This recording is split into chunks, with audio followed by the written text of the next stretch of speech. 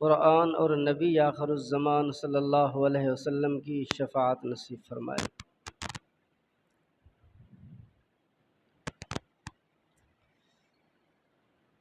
جب سے یہ انسان ہے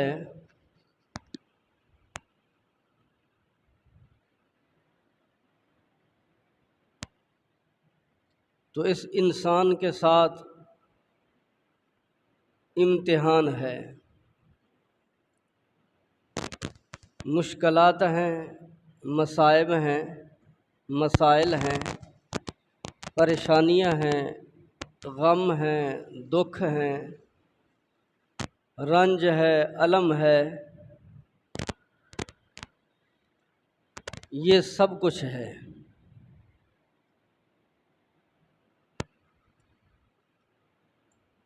اور پھر یہ مصائب، یہ امتحان، یہ مسائل، یہ پریشانیاں، یہ رنج، یہ غم، یہ درد و الم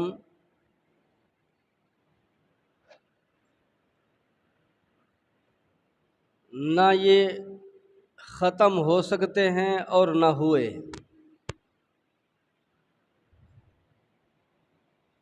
اور ویسے بھی آپ کا بھی زندگی کے ساتھ یہ تجربہ ہوگا کہ عام طور پہ ایک آدمی یہ سمجھتا ہے، بلکہ کہتا ہے کہ بس یہ تھوڑی سی مجھے یہ پریشانی ہے، یہ مسئلہ، یہ پریشانی حل ہو جائے، اس کے بعد پھر بس میں آزاد ہوں۔ لیکن ہوتا کیا ہے، ابھی وہ پریشانی بالکل حل نہیں ہوتی، وہ مشکل بالکل حل نہیں ہوتی جس کا ہم کہہ رہے ہوتے ہیں، تو ایک دوسری پریشانی وہ سامنے آ کر منہ کھول کے کھڑی ہو جاتی ہے۔ پھر کہتا ہے انسان چلو کوئی نہیں ہے، یہ آ گئی ہے، بس یہ ہے، اس کے بعد بس یہ مسئلہ حل ہو جائے پھر میں آزاد ہوں۔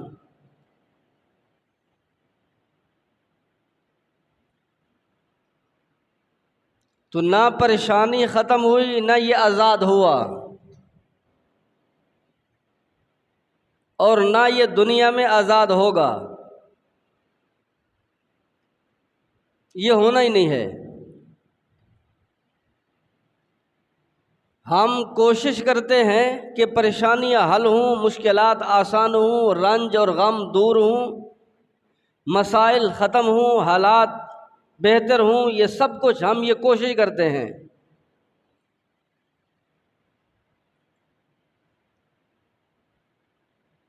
تو جس چیز نے ہونا ہی نہیں ہے ختم، تو ہماری کوشش سے وہ کیسے ختم ہوں گے؟ بلکہ ہر مسلمان انسان کو کوشش یہ کرنی چاہیے کہ میرے ہر اعضاء میں سے، ہر عمل میں سے، ہر بات میں سے، ہر ایک انگ میں سے ایک ایسا عمل، ایک ایسی بات صادر ہو جس سے اللہ تبارک و تعالی راضی ہو جائے۔ بس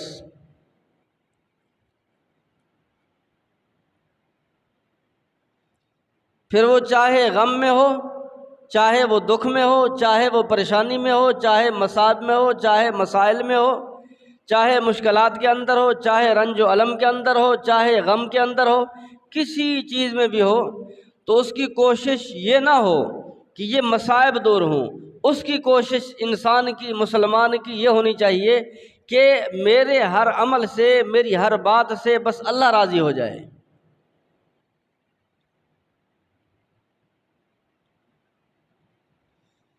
اللہ تعالیٰ نے جو اپنے محبوب کو حکم دیا کہ ملت ابراہیمی کی علیہ السلام کی پیروی کرنی ہے، اس کے اندر یہی تھا کہ اس پیروی کرنے کے اندر دکھ بھی آئے گا، غم بھی آئیں گے، پریشانیاں بھی آئیں گی، مصائب بھی آئیں گے، حالات بھی آئیں گے،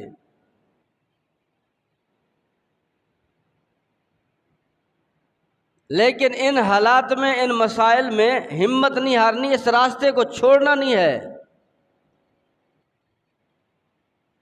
اللہ نے خاص طور پر اپنے محبوب کو حکم دیا کہ ثم اوحینا الیک ان اتبع ملت ابراہیم حنیفا،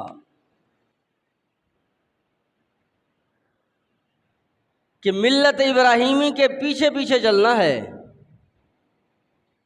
آگے بھی نہیں بڑھنا، برابر بھی نہیں ہونا، اتبع ملتا، پیچھے پیچھے۔ اب جب آپ دیکھیں گے حضرت ابراہیم علیہ السلام کی زندگی کو، تو آپ کی زندگی ساری مسائل میں، امتحانات میں ہے،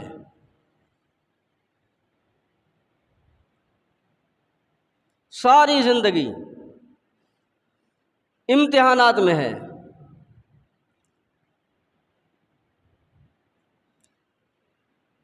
میں کیا کہوں، آپ کیا کہیں، جب اللہ خود فرماتے ہیں وَإِذِ ابْتَلَىٰ إِبْرَاهِيمَ وَإِذِ ابْتَلَىٰ إِبْرَاهِيمَ رَبُّهُ بِكَلِمَاتٍ، اس کے رب نے اسے آزمایا، اس سے امتحان لیا۔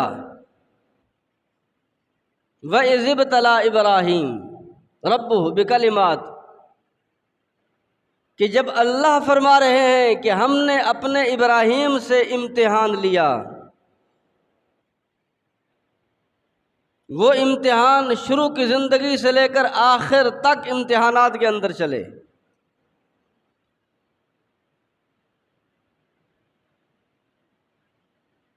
تو ابراہیم علیہ السلام اپنی اس امتحانی زندگی کے اندر کامیاب ہو گئے۔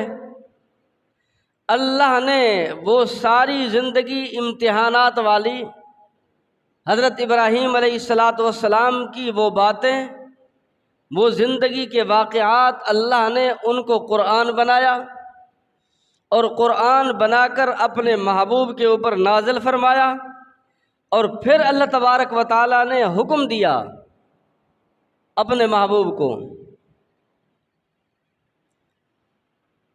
فرمایا وَاذْكُرْ فِي الْكِتَابِ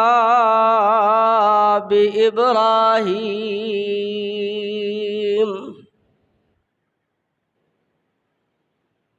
میرے محبوب کتاب میں یعنی قرآن پاک میں، وَاذْكُرْ فِي الْكِتَابِ إِبْرَاهِيمَ، ذرا ہمارے دوست خلیل حضرت ابراہیم علی نبینا وعلیہ الصلاۃ والتسلیم کو بھی یاد کیا کیجئے۔ وَاذْكُرْ فِي الْكِتَابِ إِبْرَاهِيمَ،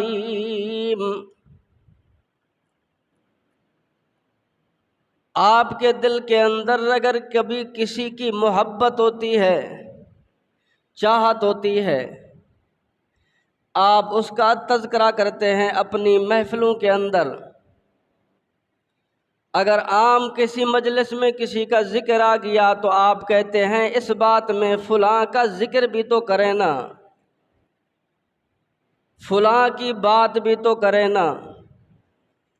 اب آپ کو بات کرنا بھی اچھا لگتا ہے، بات سننا بھی اچھا لگتا ہے، اس لیے کہ محبت ہے۔ اللہ تبارک و تعالیٰ فرماتے ہیں اپنے محبوب کو، یہ ہمارا خلیل، یہ ہمارا دوست تھا، ہمارا خلیل ہمارا دوست تھا، ہمارے اس دوست کا تذکرہ کیجئے، ذکر کیجئے۔ وَاذْكُرْ فِي الْكِتَابِ إِبْرَاهِيمَ، وہ کون؟ ابراہیم۔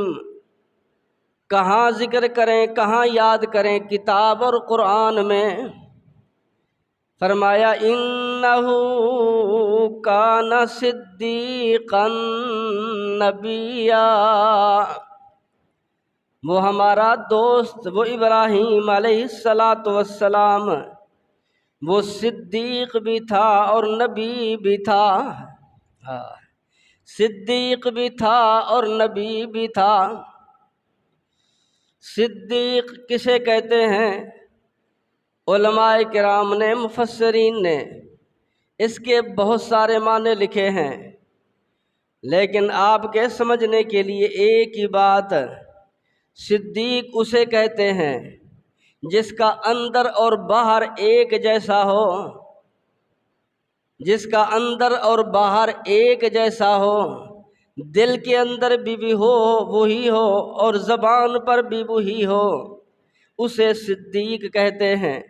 انہ کان صدیقا نبیا، صدیق کسی کو آپ کہیں صدیق ہے، اگر عام آدمی کسی کو کہے صدیق ہے، لیکن ایک وہ صدیق جس کو اللہ تبارک و تعالیٰ کہہ رہے ہیں صدیق ہے۔ ویسے تو اللہ تبارک و تعالیٰ کا ہر نبی صدیق ہوتا ہے، ہر نبی سچا ہوتا ہے، ہر نبی کا اندر اور باہر ایک جیسا اور پاک ہوتا ہے، ہر نبی سچا، جو نبی کہتا ہے نبی کی بات بھی سچی، نہ نبی کے قول میں فرق، نہ نبی کے فعل میں فرق، نہ نبی کے عمل کے اندر کوئی فرق، جو دل میں ہے زبان پہ بھی وہی ہے۔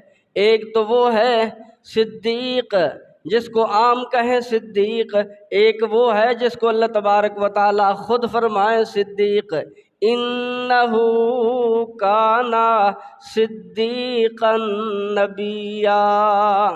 ایک اور صدیق جس کو حضرت یوسف کہتے ہیں، حضرت یوسف علیہ السلام اللہ تبارک و تعالیٰ کے پیغمبر ہیں، ابھی وہ مصر کی جیل کے اندر ہیں، مصر کی جیل کے اندر وہ قید ہیں۔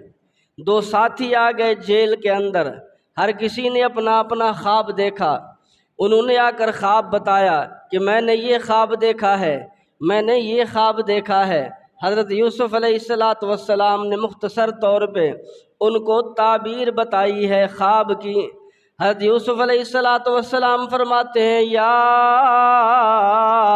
صاحب السجن اما احدکما فیسقی ربہ خمرا وَأَمَّا الْآخَرُ فَيُصْلَبُ فَتَأْكُلُ الطَّيْرُ مِنْ رَأْسِهِ قُضِيَ الْأَمْرُ الَّذِي فِيهِ تَسْتَفْتِيَانِ۔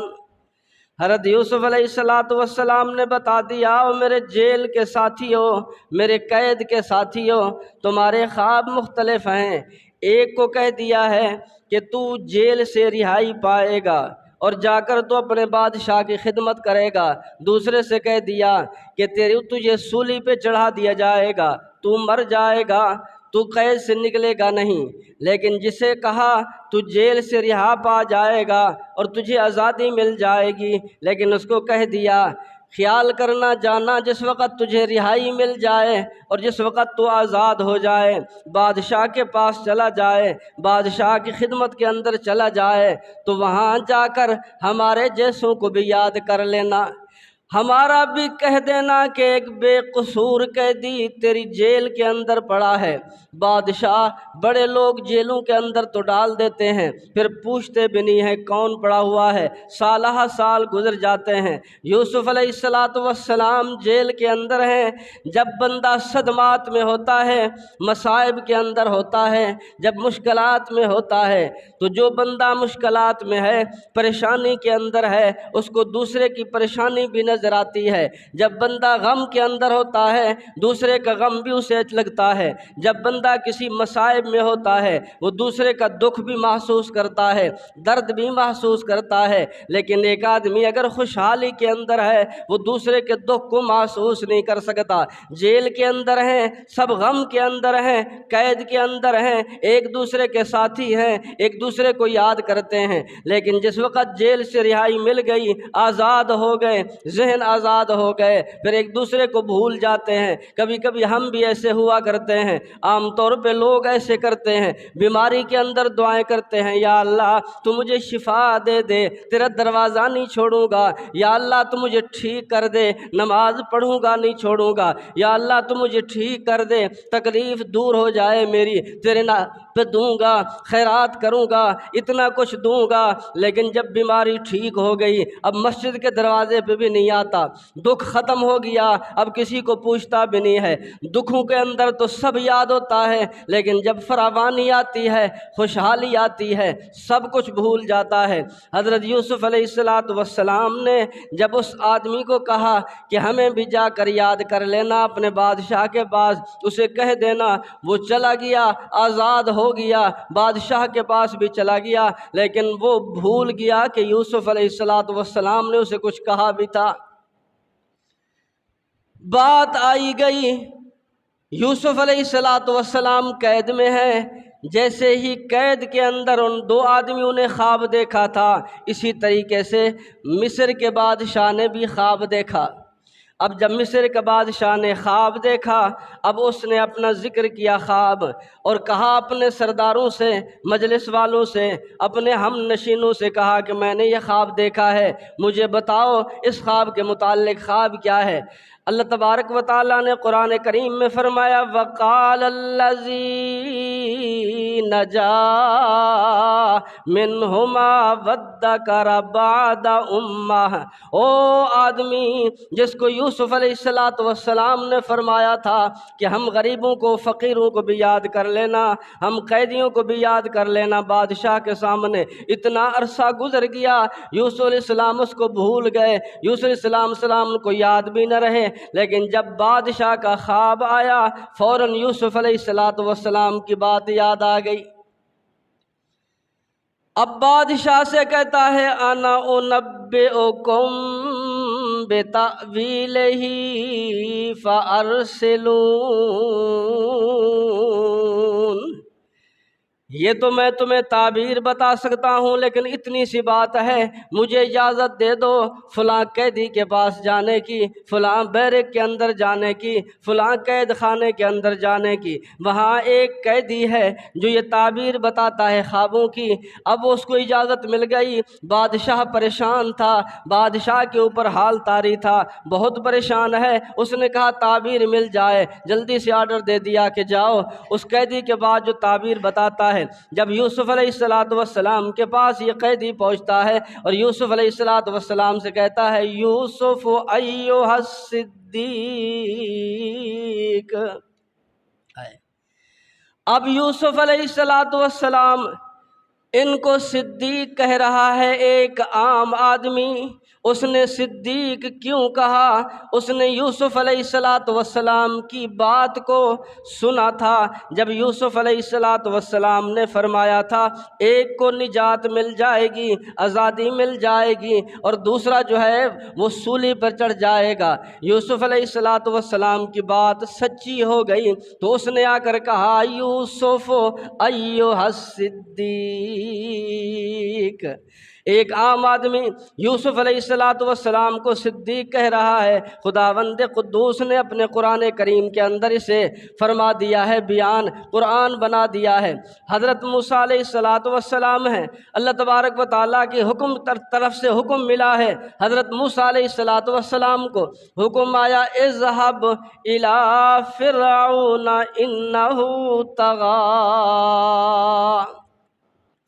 اذهب الى فرعون انه طغى، فرمایا اے میرے کلیم جا فرعون کے پاس، جا فرعون کے پاس، بڑا سرکش ہو گیا ہے، بڑا متکبر ہو گیا ہے، طغیانی کے اندر آ گیا ہے، بڑی سرکشی کے اندر آ گیا ہے، متکبر ہو گیا ہے۔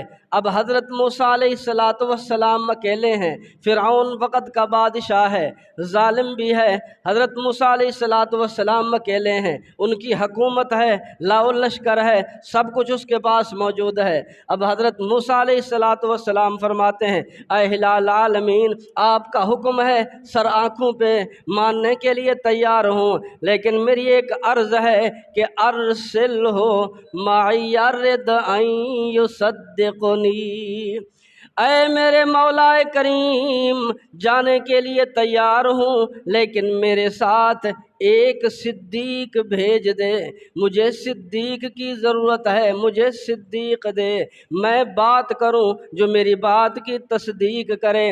صدیق اسے کہتے ہیں جو بات کی تصدیق کرے۔ ارسلہ معی رد ان یصدقنی، میں بات کروں گا، تصدیق کون کرے گا؟ صدیق ہو جو میری بات کی تصدیق کریں۔ اللہ تبارک و تعالیٰ نے پوچھا میرے کلیم وہ کون صدیق ہو؟ فرمایا میرا بھائی ہارون علیہ السلام، وہ صدیق میرے ساتھ بھیج دے۔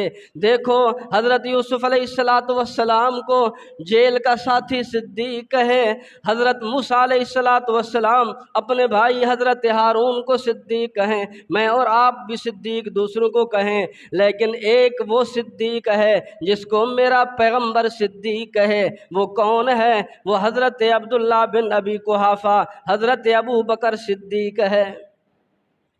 کون ہے؟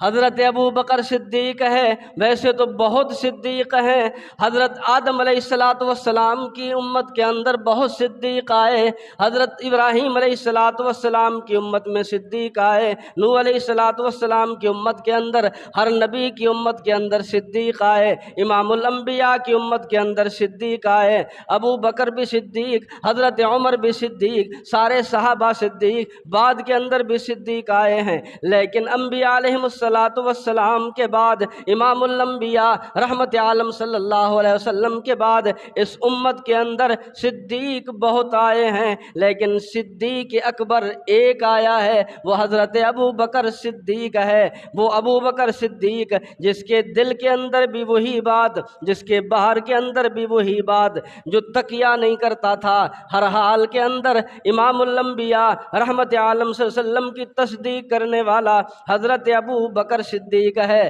تو امام الانبیاء رحمت عالم صلی اللہ علیہ وسلم کو صدیق کی ضرورت پڑتی ہے تو حضرت ابو بکر صدیق کو مانگتے نہیں ہیں، امام الانبیاء رحمت عالم صلی اللہ علیہ وسلم کو ضرورت پڑی صدیق اکبر کی، اللہ کے پیغمبر نے دعا نہیں کی بلکہ بغیر مانگے اللہ تعالیٰ نے حضرت ابو بکر صدیق کو آپ کے پاس بھیج دیا ہے۔ صدیق سب صدیق ہیں، لیکن ایک وہ صدیق جس کو رب کہہ رہا ہے کہ صدیق ہے، حضرت ابراہیم علیہ السلام کہ انہو کان صدیقا نبیّا، کہ وہ صدیق بھی ہے اور نبی بھی ہے، صدیق بھی ہے اور نبی بھی ہے۔ وہ کیسا صدیق ہوگا؟ اس کے اندر کتنی سچائی ہوگی؟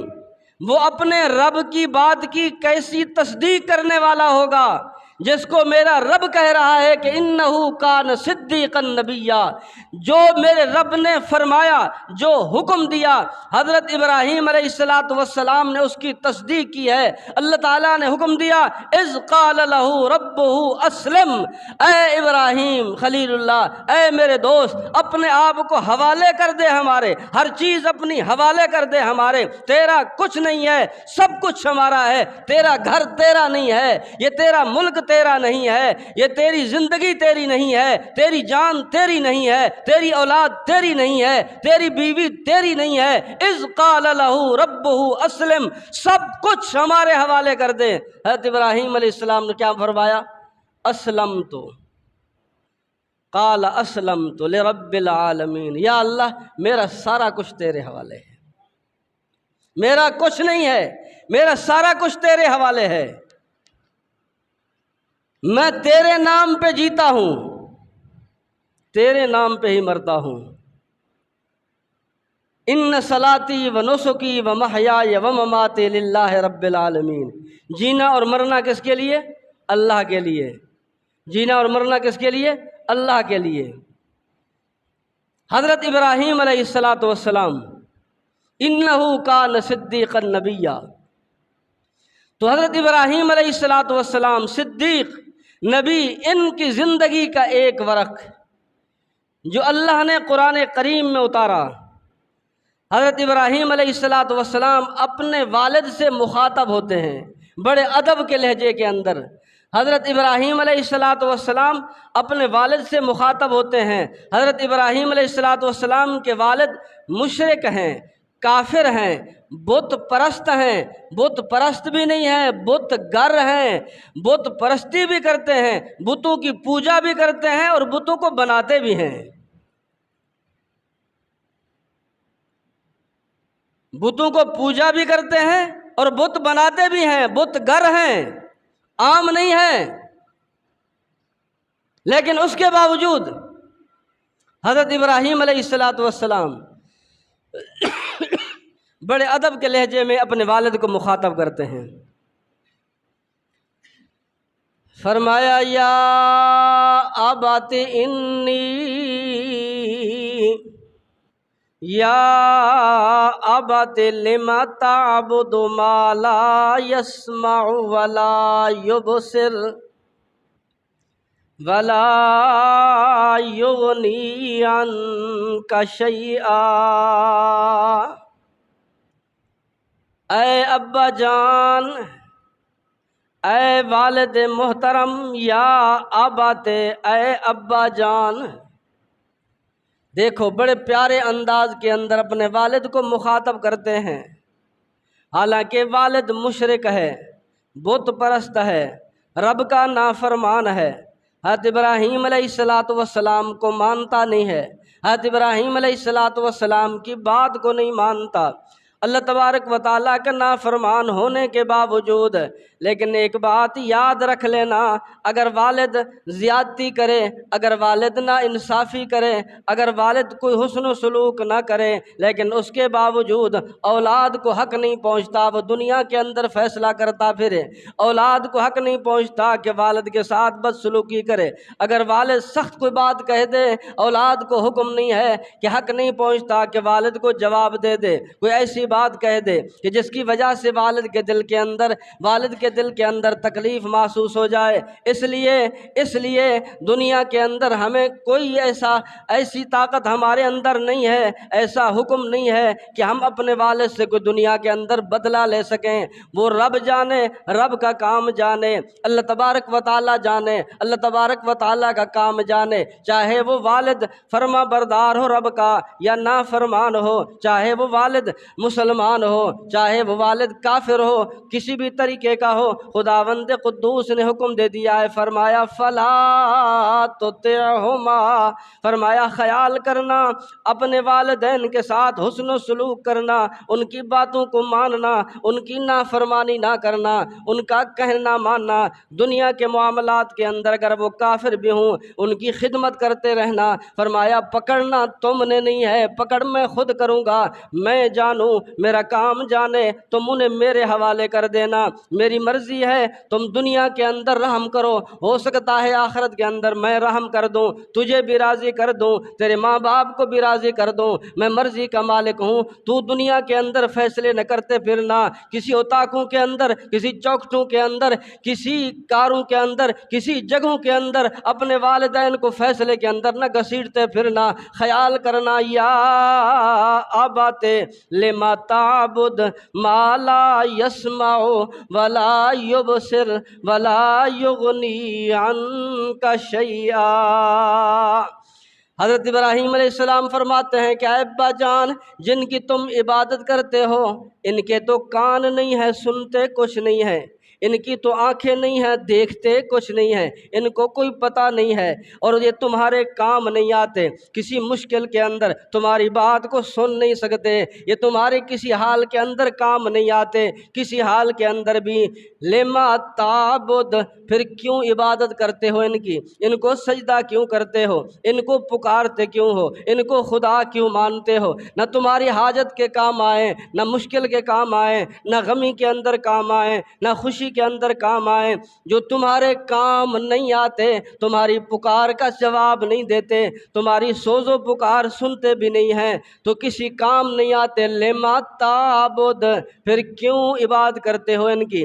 پھر کہتے ہیں یا ابت انی قد جاءنی من العلم ما لم یأتک، اے ابا جان، میرے پاس ایک ایسا علم ہے جو تیرے پاس نہیں ہے۔ اللہ تبارک و تعالیٰ کا وہی والا علم میرے پاس موجود ہے، اللہ کے احکامات میرے پاس ہیں، اللہ کی وحی کا نور میرے پاس ہے، یہ وحی میرے پاس ہے، میں جانتا ہوں تو نہیں جانتا، لیکن آ جا میرے ساتھ، میرے پیچھے پیچھے آ جا، فتبعنی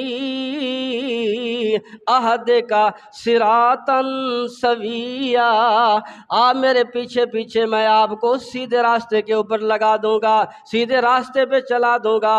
لیکن جس راستے پہ تو جا رہا ہے یہ سیدھا راستہ نہیں ہے، یہ صحیح راستہ نہیں ہے، یہ صراط مستقیم نہیں ہے، سیدھا راستہ یہ نہیں ہے، وہ سیدھے راستے والا علم میرے پاس ہے۔ دیکھو بات کرتے جاتے ہیں لیکن اپنے والد سے بڑے ادب کے لہجے کے اندر، ادب کے طریقے کے اندر، نرم لہجے کے اندر، سختی میں نہیں، ہر بات نرمی سے کی جاتی ہے، سختی سے نہیں کی جاتی۔ اللہ تبارک و تعالیٰ نے موسیٰ علیہ السلام سے بھی فرمایا تھا، میرے کلیم فرعون کے پاس جاؤ گے، ہے تو بڑا ظالم، ہے تو بڑا خنزیر، ہے تو بڑا متعصب، ہے تو بڑا کافر، ہے تو بڑا سرکش، لیکن خیال کرنا، قول اللین لعلہ یتذکر او یخشی، لیکن اس کی محفل میں جا کر، اس فرعون کے پاس جا کر، اے میرے کلیم اپنے لہجے کو نرم رکھنا، مسئلہ بھلے گرم ہو لیکن لہجہ نرم ہو، لینا لہجہ بڑا نرم ہو، لہجہ نرم بڑا کام آ جاتا ہے۔ اللہ تبارک و تعالیٰ کے کلیم فرعون کے پاس جاتے ہیں، لہجہ نرم ہے لیکن توحید والا مسئلہ گرم ہے، اللہ کرے سمجھ میں آ جائے۔ تو حضرت ابراہیم علیہ السلام بھی بڑے نرم لہجے کے اندر اپنے والد سے مخاطب ہیں، اور پھر فرماتے ہیں، یا ابت لا تعبد الشیطان، اے ابا جان شیطان کی عبادت نہ کر، شیطان کی پوجا پاٹ نہ کر، شیطان کی عبادت تو کوئی نہیں کرتا، کون سجدے کرتا ہے شیطان کو؟ کوئی نہیں کرتا سجدے شیطان کو۔ شیطان کی عبادت کیا ہے؟ شیطان کی عبادت یہ ہے کہ شیطان کے بہکاوے میں آ جانا، شیطان کی بات کو مان لینا، یہ شیطان کی عبادت ہے۔ کل قیامت کا دن ہوگا، اللہ تبارک و تعالیٰ انسانوں سے کہیں گے، الم آہد الیکم، الم آہد الیکم یا بنی آدم اللہ تعبد الشیطان، او اولاد آدم، ہم نے تم سے وعدہ نہیں کیا تھا، عہد نہیں کیا تھا، ہم نے تم سے کہا نہیں تھا کہ تم نے شیطان کی عبادت نہیں کرنی۔ الم آہد الیکم یا بنی آدم اللہ تعبد الشیطان، وہ تو کہیں گے یا اللہ ہم نے تو کوئی شیطان کی عبادت کی نہیں، کبھی تو ہم نے شیطان کو سجدہ کیا نہیں، ہم نے تو کبھی شیطان کو، ہم نے تو سلام بھی شیطان کو نہیں کیا، ہم نے تو شیطان کو دیکھا بھی نہیں ہے۔ لیکن شیطان کی عبادت کا مطلب شیطان کے کہوے میں آ جانا، اس کی بات کے اندر آ جانا، اس کا کہنا مان لینا۔ نماز کا ٹائم ہو گیا ہے، دل کر رہا ہے کہ نماز پڑھوں لیکن دل میں پھر آ گیا چلو بعد کے اندر پڑھ لوں گا۔ شیطان اچک کر لے گیا ہے، دکان کے اندر بیٹھا ہوا ہے، نماز کا ٹائم ہو گیا ہے، اذان بھی ہو گئی ہے، ٹائم کو دیکھ بھی لیا ہے، نماز کا ٹائم ہے، جماعت کا بھی ٹائم ہے، لیکن شیطان نے کان کے اندر بات ڈال دی ہے، نانا ابھی نہیں جا، ہو سکتا ہے کوئی گراہک آ جائے، یا گراہک بیٹھا ہوا ہے کہیں دوسرے کے پاس چلا جائے گا، یا فلاں بندے نے مجھے کہا تھا، یا دکان پہ بیٹھنا میں آپ کے پاس آؤں گا، اب اس کی انتظار کے اندر ہے، صبح سے لے کر شام تک، بھلے وہ آئے بھی نہیں، تو شیطان نے کہہ دیا ہے جائے گا، ہو سکتا ہے تیرے پیچھے آ جائے، کسی دوسرے کی دکان پہ نہ چلا جائے۔ یہ شیطان ہے جو انسان کو ورغلاتا ہے، یہ عبادت ہے شیطان کی یہ شیطان کا بہکاوا، یہ شیطان کا کہنا ماننا، یہ شیطان کی عبادت ہے۔ اب ہم سمجھتے ہیں کہ ہم شیطان کا کہنا تھوڑی مان رہے ہیں، ہم نے تو کوئی شیطان کا کہنا نہیں مانا۔ یہ جو اللہ فرمائیں گے الم آہد الیکم یا بنی آدم اللہ تعبد الشیطان انہ لکم عدو مبین، وہ تو تمہارا واضح دشمن تھا، پھر پتہ چلے گا اچھا یہ بھی تو عبادت ہے شیطان کی جو ہم نے کہنا مانا تھا اس کا۔ جی دل بڑا کرتا ہے کہ مولوی صاحب کا واز سنا تھا، فلاں جگہ پہ بیان سنا تھا کہ داڑھی رکھ لینی چاہیے، پھر دل کے اندر نا ابھی تو جوان ہے، ابھی تو جوان ہے، بعد کے اندر دیکھیں گے، بڑھاپے کے اندر دیکھیں پھر داڑھی رکھ لیں گے۔ اب یہ دل کے اندر یہ بات آئی ہے، یہ دل کی بات نہیں ہے، یہ شیطان نے وسوسہ ڈالا ہے۔ ابھی تو فلاں دوست کی شادی ہوگی جی، اس میں پینٹ پتلون پہننی ہے، ابھی تو فلاں دوست کی شادی ہوگی، ابھی دوستوں کے ساتھ فلاں جگہ پہ ابھی تو جانا ہے سیر و تفریح کے اندر، ابھی آپ جو ہے نا اس طریقے سے آپ داڑھی رکھ لیں گے تو سیر و تفریح میں سارے جو جاتے ہیں وہ بغیر داڑھی کے ہوتے ہیں، داڑھی والے کوئی نہیں ہوتا، یا داڑھی کو سیر و تفریح سے روکتی ہے، یا داڑھی کو شادی سے جانے سے روکتی ہے، آخر کیا وجہ ہے؟ یہ شیطان کی عبادت ہے جو شیطان کے بہکاوے میں کہنے میں آ رہا ہے، ہمیں پتہ نہیں ہے، یہ کل پتہ چلے گا۔ حضرت ابراہیم علیہ السلام یہی فرماتے ہیں، یا ابت لا تعبد الشیطان ان الشیطان کان للرحمن عصیا، شیطان بڑا رب کا نافرمان ہے، اے ابا جان ان کے کہنے میں نہ آئیں، اس کی بات نہ کریں۔ پھر بڑے ادب کے لہجے میں پھر کہتے بھی ہیں، یا ابت انی اخاف ان یمسک عذاب من الرحمن،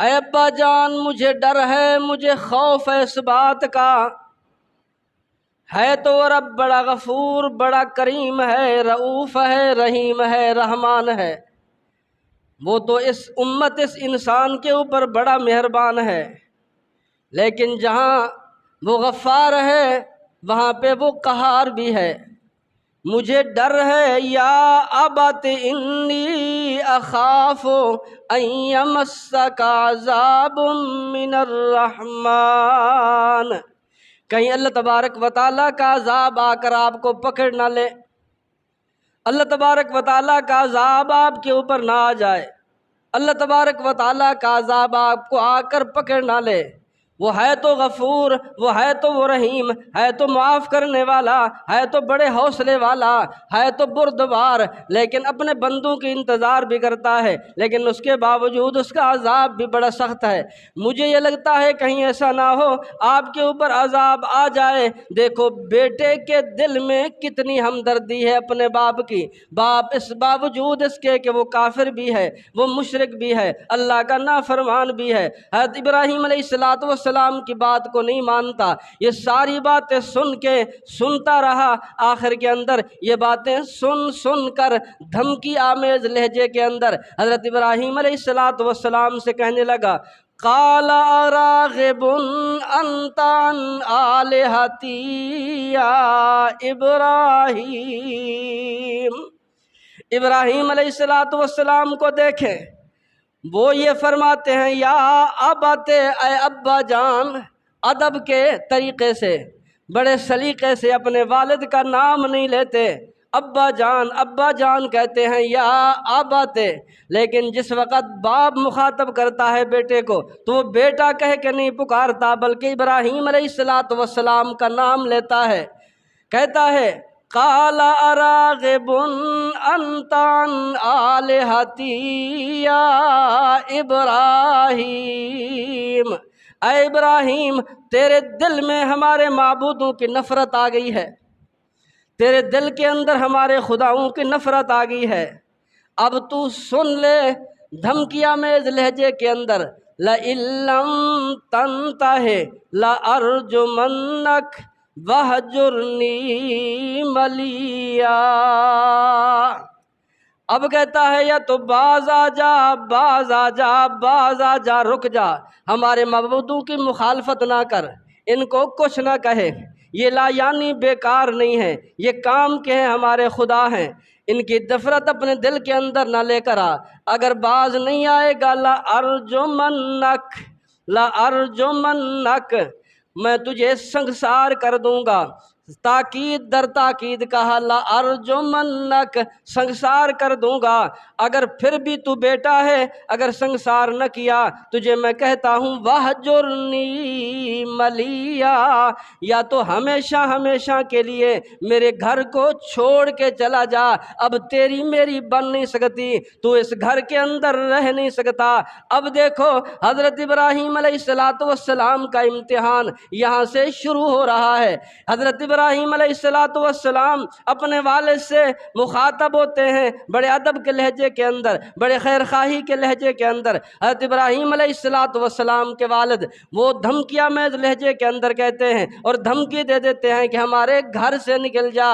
अब कहाँ जाए हजरत इब्राहीम अलैहिस्सलातु वस्सलाम? इम्तिहान शुरू होते हैं। देखो, एक अब वाली मोहब्बत, दूसरी रब वाली मोहब्बत। अब इब्राहीम अलैहिस्सलातु वस्सलाम क्या करे? रब को छोड़े या अब को छोड़े? अब को पकड़े तो रब को छोड़े, रब को पकड़े तो अब को छोड़े। सिर्फ अब को नहीं, सब को छोड़े, खुदाओं को भी छोड़े, रिश्तेदारों को भी छोड़े, अपना मुल्क भी छोड़े, अपना वतन भी छोड़े, चार दीवारी भी छोड़े, अपना शहर भी छोड़े, सब को छोड़े। एक तरफ बाप वाली मोहब्बत, एक तरफ खुदा वाला प्यार है। एक तरफ बाप वाली मोहब्बत, दूसरी तरफ बाप वाली मोहब्बत, दूसरी तरफ खुदा वाला प्यार है। अब बाप की मोहब्बत को ले या खुदावंद कुद्दूस के हुक्म को ले, फरमाया कि अगर उधर जाता है तो इधर नहीं हो सकता। ये नहीं हो सकता कि रब भी राजी हो जाए, अब भी राजी हो जाए। नहीं, उधर ना फरमानी है, इधर खुदावंद कुद्दूस का हुक्म है कि चाहे सारे नाराज हो जाएं, ऐ इब्राहीम तूने हनीफ हो के रहना है, मेरे एक के साथ रहना है, सबसे ताल्लुक को तोड़ना है। अब देखें, अगर मैं या आप इस हाल के अंदर आ जाएं, ऐसे माहौल के अंदर आ जाएं, जब बाप कह दे, धमकी दे दे, निकल जाओ हमारे घर से, क्या बनेगा उस वक़्त उस इंसान का? क्या बनेगा उस वक़्त उसके बेटे का? ऐसे हालात के अंदर, ऐसे माहौल के अंदर क्या होगा? लेकिन उसके बावजूद हज़रत इब्राहीम अलैहिस्सलातु वस्सलाम अपने वालिद से तू मैं नहीं करते। ऐसा बेटा ऐसे हालात के अंदर बाप के गिरबान में हाथ डाल लेता है, बाप के सामने खड़ा हो जाता है। तू कौन होता है मुझे बाहर निकालने वाला? मेरा हिस्सा है, वो समझता है कि मेरा हिस्सा है, मेरी जायदाद के अंदर शरीक हूँ मैं। हालांकि बाप की मिल्कियत में मरने के बाद, बाप के दुनिया से जाने के बाद उसको हिस्सा मिलना चाहिए। वो वारिस बाद में होता है, पहले वारिस हो नहीं सकता। वो तो जिंदगी में कहता है मेरा हिस्सा दे दे। हिस्सा काहे का है? बाप को भी पता नहीं होता, बेटे को भी पता नहीं होता। वो कहता है ये घर मेरा है। वो तो मरने के बाद तेरा होगा, पहले तेरा नहीं है, पहले तेरे बाप का है। बाप की मर्जी है तुझे दे या ना दे, वो मर्जी का मालिक है। वो बेच दे, क्या कुछ कर दे, वो मर्जी का मालिक है। लेकिन ऐसे हालात में बेटा खड़ा हो जाता है बाप के सामने। लेकिन कुर्बान जाऊं हजरत इब्राहीम अलैहिस्सलातु वस्सलाम पे। हजरत इब्राहीम अलैहिस्सलातु वस्सलाम कहते हैं काला सलामुन अलैक, ऐ अब्बा जान, मेरी तरफ से कोई ऐसा नुकसान तुझे नहीं पहुंचेगा, मेरी तरफ से दिल आज़ारी ऐसी नहीं होगी, ऐसा बात ऐसी कोई नहीं करूँगा।